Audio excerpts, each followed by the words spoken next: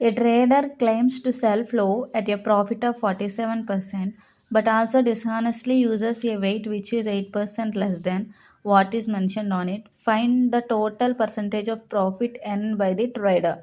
Round off the answer to the nearest whole number. Trader cost price 100 anukundamu. So he bought profit 47%. So his selling price is 147.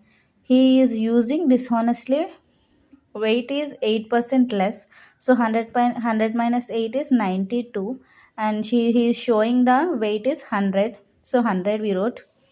100 cancel, 92 is to 147, so 147 minus 92 is 55 by 92 into 100.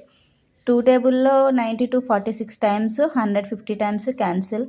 46 two table లో 23 times 25 times 50 cancel. So 55 into 25 by 23. So 55 into 25 is 1375 by 23.